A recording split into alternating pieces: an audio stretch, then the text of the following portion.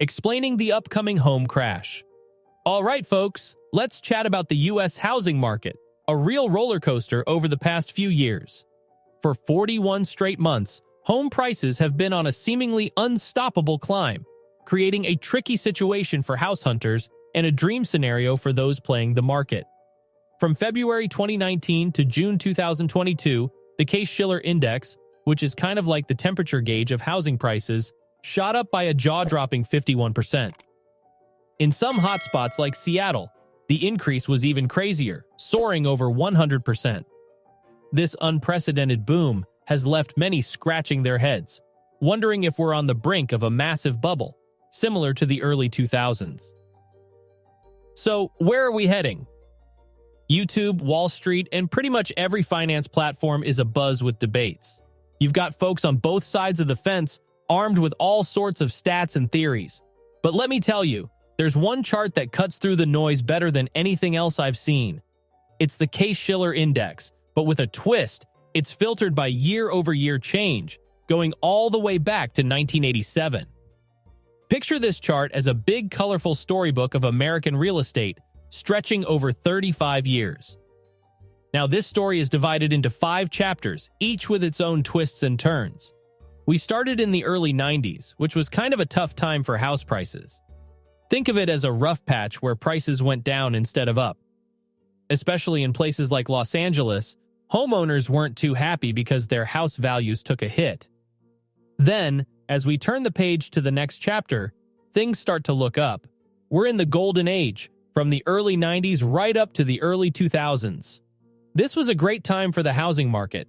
Houses were gaining value, the economy was doing well, and people were feeling confident about buying homes. It was like a sunny period where everything seemed to be going just right. But that's not the whole story. Every good story has its ups and downs, and the American real estate story is no different.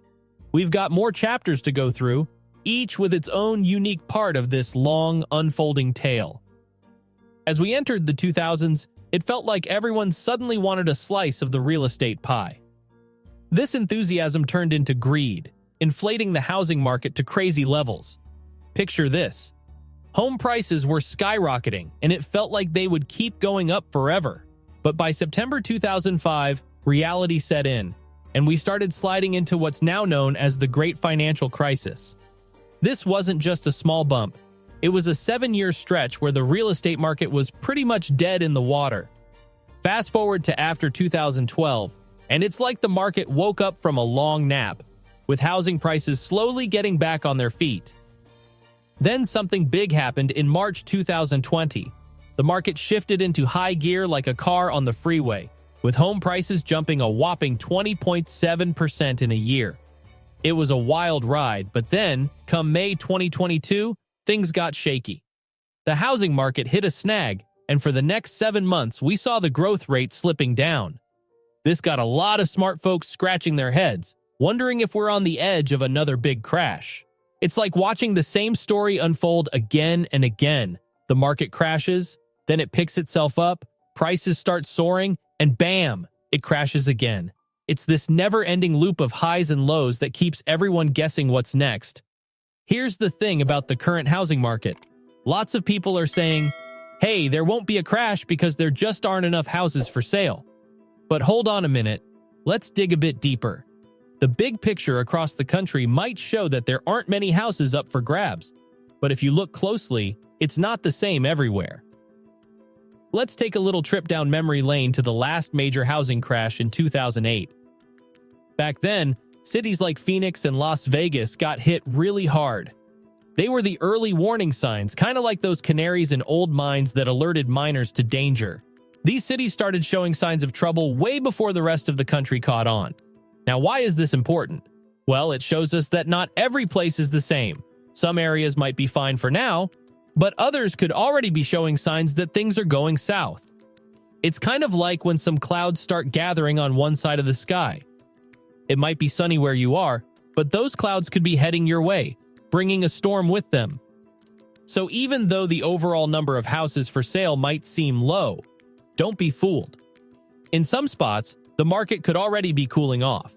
And if history repeats itself, this could be a hint that a bigger change is coming for everyone. Let's jump to the present, the year 2023, where things in the housing market are playing out like a drama with two main characters, the East Coast and the West Coast. Over on the West Coast, in places like San Francisco, house prices are starting to dip. But if you look over to the East Coast and Midwest, they're still riding the high wave of their 2022 prices. It's like two different worlds. To get a clearer picture, I did a bit of number crunching. I took data from Realtor.com and looked at homes up for sale in 5 big cities on the West Coast and compared them with 5 from the East Coast. Here's the surprising part. Since January 2020, the number of homes for sale on the West Coast dropped by about 34%. But hold on, because on the East Coast, it's a whole different story. Their numbers have plummeted by an eye-popping 63%. That's huge. This got me thinking, why such a big difference? It's like in the West, some folks are ready to sell, but in the East, people are holding on tight to their homes. It's a bit of a puzzle, really. The West Coast is showing signs of cooling down, with more houses up for grabs, while the East Coast seems to be in a holding pattern, with not many homes on the market. This split between the coasts is something we haven't really seen much before, and it's changing the way we think about the national housing market. Think of the housing market like a dance, with the East Coast and West Coast as dance partners. Usually they move together in harmony, perfectly in sync. But right now, it's like they've got different tunes playing in their heads. The West Coast is starting to show more houses for sale, kind of like it's stepping back to how things were before the pandemic. More homes on the market, and more options for buyers. Now, imagine if the East Coast starts doing the same thing. It's like both coasts suddenly deciding to put lots more houses up for sale at the same time. Here's what this could mean. We might end up with a whole bunch of houses for sale and not enough people wanting to buy them. This is what folks call a supply glut. It's like having a ton of apples in the market but not enough people wanting apples. What happens then? The price of apples, or in this case houses, starts to drop, and not just a little drop.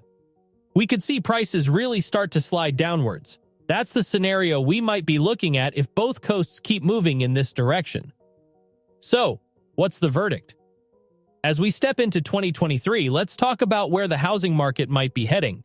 See, housing crashes are kind of like long roller coaster rides. They go up and down over the years. Right now, it feels like we're at one of those scary parts of the ride where you're not sure if you're about to go down fast.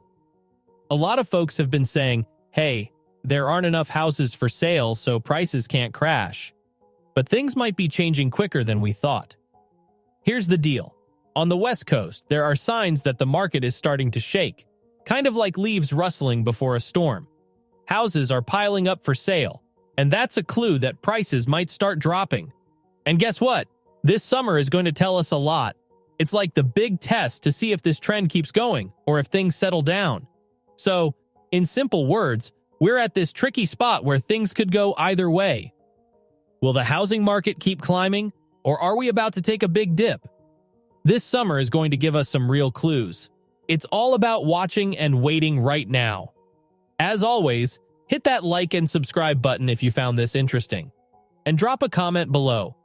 Do you buy into my split coast theory? Let's keep the conversation going.